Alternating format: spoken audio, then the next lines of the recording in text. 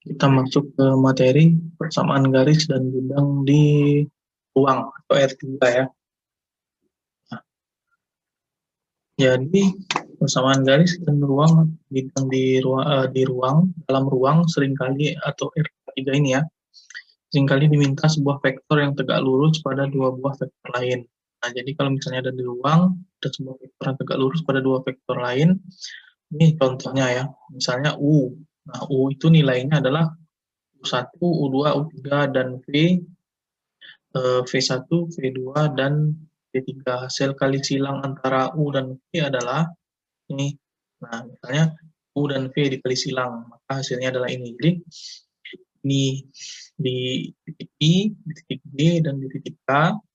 Nah, ini nilai vektornya U1, U2, dan U3 vektor U. Ini vektor V. Sehingga untuk mencari ini, nah itu adalah seperti ini. Jadi vektor ini U2, U3, V2, V3 nih ya. U2, U3, V2, V3 yang ini dikurang dengan yang ini, U1, U3, V1, V3 ditambah ini. U1, U2, V1, V2. Ini ya. Ini ya. Lalu untuk yang terakhir ini. Jadi untuk yang ini tuh ini, saya ulang ya. Untuk yang ini tuh ini,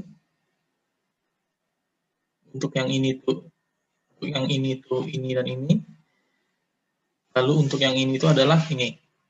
Nah, di mana ini ya titik I, J, dan K merupakan vektor-vektor satuan di dalam ruang atau R3. Nah, contohnya seperti ini. Jika Anda diminta ada nilai U sama dengan 2, 3, min 1, dan V adalah min 4, 2, dan 8. Tentukan U kali V dan V kali U. Nah, penyelesaiannya sama kayak tadi ya. Sama kayak tadi. Anda buatlah ini dia IJK tadi, lalu vektor U-nya ini 2, 3, min 1, lalu vektor V-nya ini min 4, 2, dan 8. Lalu Anda buat seperti ini. Yang pertama tadi ini dulu, lalu yang kedua itu ini dan ini untuk vektor D-nya, lalu yang K-nya itu adalah ini. Nah, sehingga nilainya itu sendiri adalah ini. Langsung aja diambil yang ininya ya. 26 minus 12 dan 16. Ini ada J sebenarnya ya. J ini. Nah, jika ditanyakan V kali U ya dibalik saja ya. Yang duluan kan V-nya, maka nilai V-nya yang di tengah sini dan nilai U-nya yang di bawah sini. Nah, hasilnya akan sama. Nah, jadi Anda bisa perhatikan bahwa U kali V nilainya adalah minus V dikali U, bukan sama ya, sorry, minus. Bukan sama, minus. Jadi, ini tuh, nilai ini itu adalah nilai ini yang diminusin. Coba Anda minuskan. Ini minus 26, ini jadi plus 12, ini jadi minus 16. Nah, ini untuk sifat-sifat kali silang ya. Sifat-sifat kali silang. Anda baca sendiri saja, ini sifat-sifatnya. Jadi yang ini itu adalah salah satu dari sifat kali silang. Nah, itu. Nah, di sini ya, nih. Ya. Sifat yang tidak komutatif. Nah, dari identitas Lagrange maka akan didapatkan nilai ini. Nilai mutlak U dikali V sama dengan nilai mutlak U dikali nilai mutlak V sin theta. Jadi luas jajaran genjang yang dibentuk oleh U dan V. Jadi kalau Anda ditanya misalnya ada vektor U dan ada vektor V, berapa luas jajaran genjang yang dibentuk oleh vektor U dan vektor V, maka Anda mencarinya dengan rumusan ini. Ini dinamakan dengan identitas Lagrange. Ini contoh ya. Contoh, cari luas segitiga yang mempunyai titik sudut ini, P1, di sini, 2, 3, min 1, P2, di sini, 4, 2, 2, P3, 0, 2, 1. Nah, kalau Anda disuruh nyari luas segitiga yang mempunyai titik sudut ini, maka ini ya segitiganya. Nah, cara mencarinya bagaimana? Ini yang identitas Lagrange tadi ya. Identitas Lagrange tadi, luas jajar genjang yang dibentuk oleh U dan V, maka Anda tinggal masukkan saja ke dalam sini. Kondisi yang mungkin untuk segitiga tersebut digambarkan di atas. Segitiga yang dicari adalah segitiga yang diarsir dan terlihat bahwa segitiga itu merupakan setengah dari jajaran genjang yang dibentuk oleh ini dan ini. sedangkan ininya adalah nilainya ini, sehingga luas segitiganya adalah setengahnya ya, setengah ini. Sehingga kalau dijadikan satuan luas, nilainya adalah seperti ini. Ya. Jadi jajaran yang genjang dibuat oleh vektor P3P1, P3P1, dan vektor P3P2. P3P2. Jadi ini P3P1 dan P3P2. Nah, sehingga ini Anda kalikan dulu dengan cara biasa sehingga didapatkan ini. Ini Anda kalikan dengan cara biasa sehingga didapatkan ini. Lalu ini Anda kali silang sehingga didapatkan ini. Nah, luas segitiganya mana adalah setengahnya ya, setengah dari ini. Sehingga didapatkan ya setengah satuan luas. Nah, seperti itu. Jadi vektor normal itu vektor yang tegak lurus atau ortogonal pada setiap vektor bidang. Ini vektor normal ya. Pada gambar 27 di samping diketahui bahwa titik E0, X0, Y0, Z0 ini artinya titik asal ya, yaitu sebuah titik yang berada pada bidang dan vektornya normal. A, B, C yang tegak lurus pada setiap vektor pada bidang tersebut. Jadi titik ini tuh dia tegak lurus terhadap semua yang di bidang itu gitu. Setiap vektor di bidang ini dapat dinyatakan sebagai vektor yang titik awalnya di ini dengan titik akhirnya di ini. X, Y, Z sehingga didapat persamaan ini. P0 dikali P dikali N, ya, P0 dikali P dikali N, ya, P0 ini dikali P, lalu dikali titik ya, dikali silang, sama dengan 0. Nah, sehingga ini dikali ini, itu adalah X dikurang X0, Y dikurang Y0, Z dikurang Z0, di dalam kurung hasil ini nanti dikali titik dengan A, B, C ini. Nah, jadi yang seperti ini disebut dengan persamaan normal titik.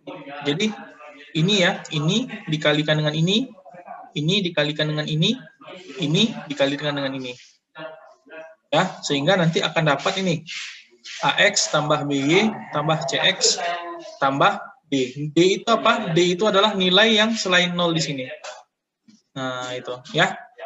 Dimana D adalah minus A nih dikurang B Y0 dikurang C Z0 disebut bentuk umum dari bidang. Nah, ini contoh lagi. Tentukan persamaan bidang yang melalui titik P0, 2, min 3, 1, dan tegak lurus terhadap vektor 2, 1, 4. Nah, jadi penyelesaiannya ini tadi, berarti vektor ini tegak lurus terhadap vektor N, sehingga ini X dikurang 2, tambah Y ditambah 3, Z dikurang 1 ya. Jadi kenapa seperti ini? Ini kan P0. P0 ini 2, 2 min 3, 1. Sementara vektor P-nya itu tegak lurus terhadap vektor N ini. Nah, sementara N-nya ini adalah 2, 1, min 4. Nah, untuk vektor P-nya kan tidak diketahui ini, sehingga kita kasih aja ya X, Y, dan Z. Seperti yang Anda lihat di rumus ini tadi, maka X dikurang X0, Y dikurang Y0, Z dikurang Z0 ya. Sehingga didapatkan seperti ini. X dikurang X0, berarti X dikurang 2, lalu Y dikurang Y0, karena ininya minus, sehingga di sini jadi 3 ya, jadi Y ditambah 3 gitu. Lalu di sini Z dikurang Z0, maka Z dikurang 1. Nah, dikalikan dengan yang tadi ya, dengan N tadi, sehingga jadi seperti ini. Dan didapatkanlah persamaannya seperti ini. Ini X, Y, Z, dan ini adalah nilai D-nya. Sementara itu, sebuah garis dapat dikatakan sebagai vektor yang panjangnya tak terbatas dan dapat digambarkan sebagai berikut. Misalnya ya, di dalam garis R3, misalnya ada sebuah garis yang dikatakan sebagai vektor yang panjangnya tak terbatas. Jadi kalau panjangnya tak terbatas, maka dikali P0 sama dengan D dikali V dengan nilai T-nya itu adalah yang tak terhingga. Jadi dari gambar 2.8 ini, vektor P0P sejajar dengan vektor V yang disebut dengan vektor arah karena garis L dapat dinyatakan oleh persamaan ini. Nah, sehingga panjangnya itu adalah ini. Sehingga kalau kita mau mencari nilai nilai X-nya, nilai Y-nya, nilai Z-nya itu seperti persamaan ini. Ini kalau dilihatkan ya. Jadi sama kayak tadi, X dikurang X0, Y dikurang Y0, Z dikurang Z0. Sama dengan P. Nah, P. Kalau tadi kan dikali N ya. Kali ini langsung sama dengan P. dikali dengan A, B, C, karena vektor V-nya T dikali vektor V, A, B, C. Di mana T-nya itu nilainya tak hingga. Sehingga kalau Anda ingin mencari nilai T itu adalah ini. Sehingga seperti ini.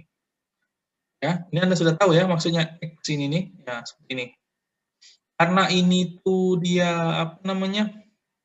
Ini Anda tinggal masukkan aja. Berarti ini AT, BT, C, PT.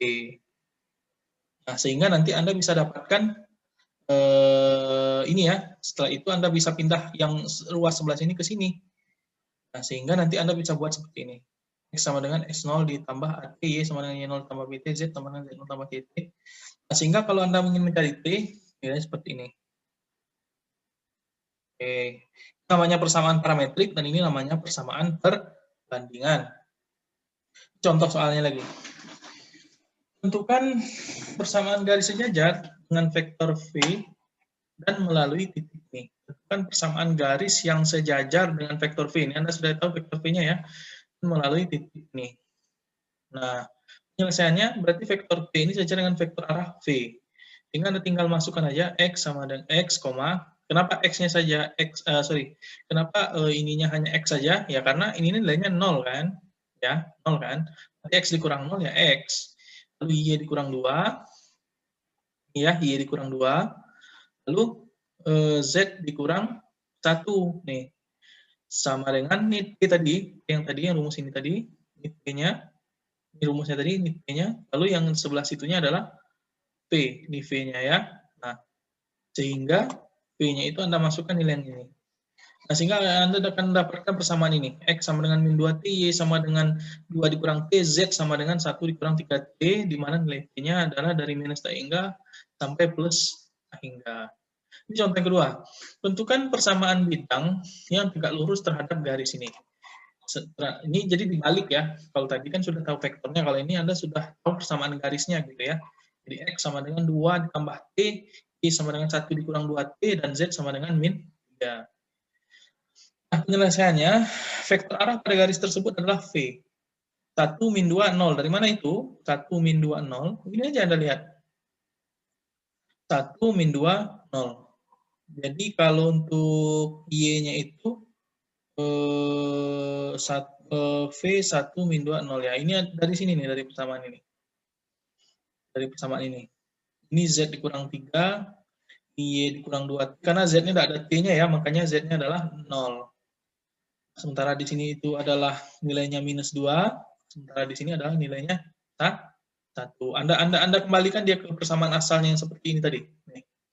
Anda kembalikan dia ke persamaan asalnya yang seperti ini tadi. Sehingga Anda dapatkan nilainya ini.